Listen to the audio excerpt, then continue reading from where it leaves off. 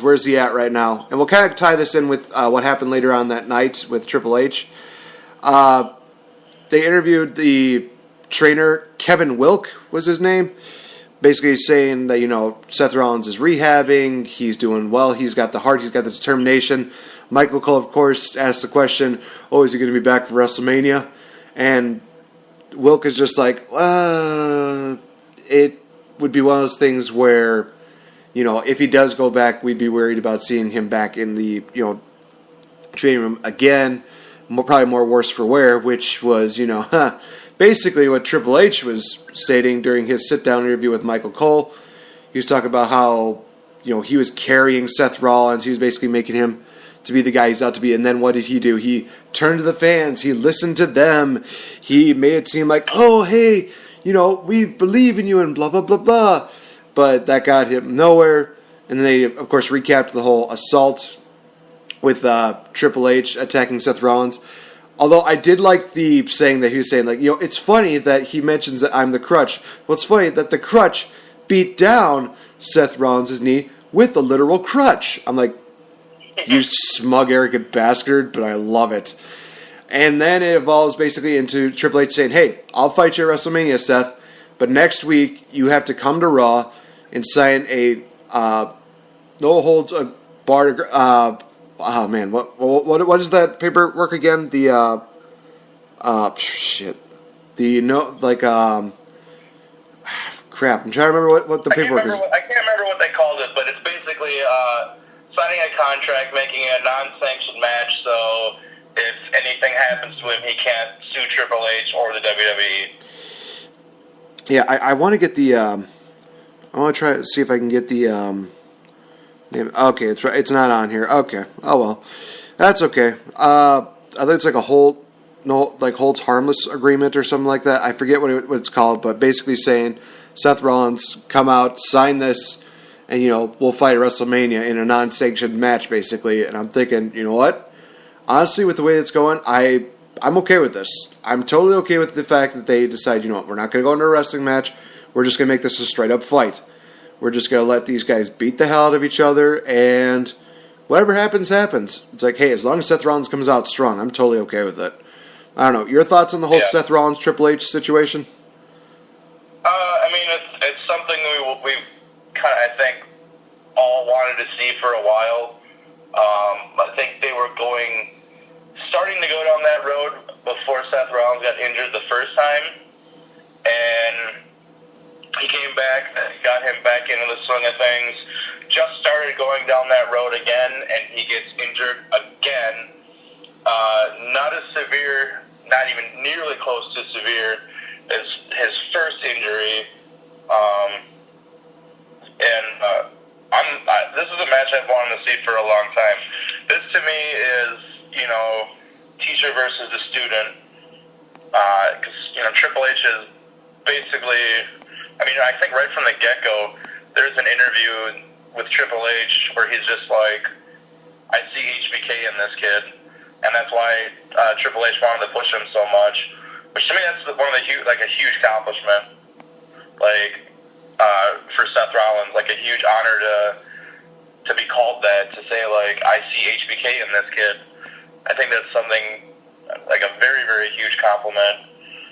So definitely looking forward to these two. I hope it goes down. I'm pretty sure it is. But yeah. Yeah, I think it'll be interesting. We'll have to see at WrestleMania. We got treated to not one but two women's matches here tonight. We saw the matchup between Charlotte and Dana Brooke, in which this has been brewing for months and months on end. I'm surprised that they finally got to saying okay, let's finally break them up once and for all. Let's have them basically kill each other. It's thank you. About time you did something. Dana Brooke, oh my gosh, she looked like she was just this.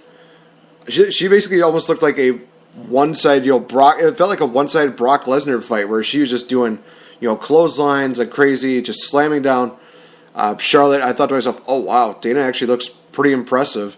But in the end, Charlotte hits a big boot, pinning Dana Brooke 1, 2, 3. Hey, I'm happy that Dana Brooke got a match out of it, and at the same time, it's something different. So I'm not going to complain about the Charlotte-Dana Brooke match. I thought it was actually pretty decent. Would it be match of the night? Not really. But was it, at least bearable? Yeah, I think it was bearable. It wasn't like one of those things where it's like, it's the Shining Stars versus Golden Truth. It was like, okay, this actually looks pretty decent. I'm totally okay with that. And the other matchup, of course, being Bayley versus Nia Jax in a no DQ matchup, where if Nia Jax wins, she will be added into the WrestleMania title picture, and they will be a fatal 4-way. Again, oh jeez, this matchup was probably one of the worst no DQ matches I have ever seen, because there was no point. There really wasn't. The stipulation didn't matter. It wasn't like one of those things where she was in the corner and the referee was just like, oh, well, no DQ, whatever. It's like, oh, they got a steel chair involved. And that's about it. But they really didn't do that much with that no DQ stipulation. It just made no sense to me. I mean, it was like, oh, okay, great. I mean, after what happened last week, it should make most sense. But then the match happened and it's like, nothing. The stipulation was just there for like no reason. I don't know. Yeah, I mean, stipulation-wise, I see why they did it, but I don't know. Like, the match made sense. I mean, yeah, they got a steel chair in for a couple of seconds, but it's Nia Jax. She is a weapon. Yeah. You go back to the match, last week? She got DQ'd for, breaking the 5 count? Or not breaking the 5 count? Yeah. So they make it no DQ so you don't have to put up with that bullshit. I can dig it. I'm a huge fan of Nia Jax. Everybody knows this. The way she swings Bayley back and forth against that barricade and just slams her into it is one of the nastiest things I think I've ever seen in the women's division without a weapon involved. It is so brutal. The fact that she just whips her back and forth like that and just slams her into the barricade. Just nasty stuff. But this outcome here is something that I have been talking about since last year. I know with Chris as well.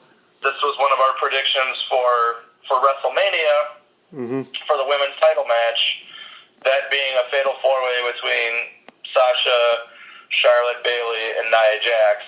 I want to say we started maybe talking about that around Survivor Series last year, I think. And it's now happening. And I don't know who's walking away with that title at WrestleMania, but I don't think it's going to be Bayley. I think with the way that they've been booking Bayley, I can definitely see why you would say that, and I would definitely agree. I think that she's just not the kind of champion, the caliber champion that I think that people were expecting her to be. Because when you look at the matches between Charlotte and Sasha, yes, were they numerous, but they were also memorable, and I think that it showcased both of them. But with Bayley's title run, it's just been kind of meh. It sucks because she should be the biggest babyface of that division. I don't know if it's the way they booked it. I don't think it's anything that she's done or hasn't done that hasn't been good. I just think that what Sasha and Charlotte did was so good. It's hard for anyone to come back and follow what those two did. And I don't think there's any two people on the roster that could do that as well. I would even go as far as to say that most men probably couldn't put together a stretch of matches that were as good as Sasha and Charlotte's consistently, too, like the way those two did. I would say maybe AJ Styles would be one guy that could do that. His matches with John Cena were just amazing. Mm-hmm. His matches with Roman Reigns were amazing. Those matches even made Roman Reigns look good. But what Sasha and Charlotte did with that belt, yes, like you said, it was numerous. There's lots of title changes. Some people got sick of it. But you can't tell me that every single one of those matches wasn't at least 4 stars or better. Agreed. I could not say it any better. So, yes, for Bayley to come out and try to follow that, that's so hard to do. Well, I mean, somebody could make the case that it shouldn't be too hard for her to do because she had those, 5-star classics with Sasha Banks 2 years ago with NXT TakeOver Brooklyn as well as NXT TakeOver Respect. I mean, before the Charlotte and Sasha thing, we had those 2 matches that were just like, oh my gosh, those are going to be the ones that are going to be like, hard to top. There's no way that somebody's going to touch that. And then you put Sasha and Charlotte into it, and it's like, wow, they've come not only close, but they probably surpassed that just a little bit. So I think right now it's just trying to find the right chemistry with the right people. I mean, right now, so far, I think we're proving right now that no matter who is fighting, Sasha is one of the main factors as to why the championships, are so meaningful and so worthwhile of even chasing. Charlotte, yes, she's also very good. Bayley, she's getting there, but it's still a long road for her right now. I think hands down, Charlotte is the best wrestler in that women's division, hands down on Raw. I think Nia Jax is the most dangerous. I don't know what to call Sasha Banks or Bayley. Sasha's good, but I've seen her in other matches with other people, and you go back to the matches with Sasha and Charlotte. That was a chemistry that those two had. Those two did it together, and they played off of one each other, and they did magic. I've seen Sasha Banks in other matches where like this match sucks horribly. She's better than this. So I kind of feel the same thing with Bayley, and this goes back to what I said about maybe just the way her title reign's been booked. It's been kind of just, how many times has she wrestled Nia Jax? Oh, jeez. I mean, if you're including NXT, that's got to at least be, I want to say maybe almost 7 times, I would say, combining Raw and NXT. I mean, I'm saying, like, since she won that title, and this is another thing I think that puts a damper on her title reign, was the way she won it and the way she defended it. There was controversy there, and I think that with a character like Bayley, you don't put controversy in there because it kind of paints like the victory, and it makes you question the legitimacy of it. And I think that's another problem. I agree. I think I see your point, and I have no argument with that. Well, we'll just have to see at WrestleMania. Like you basically stated, Nia Jax is going to be in the Fatal 4-Way matchup now with her victory over Bayley. I can't wait. I think this match is going. Is it going to be match of the night? No. Is it going to be up there? I think if they do it the way they should, I think this could be a really, really good match. I definitely agree, but there is another matchup that I think is going to definitely steal the show. That being Kevin Owens and Chris Jericho, which smoothly transitions into the highlight reel with Chris Jericho talking about the real Kevin Owens.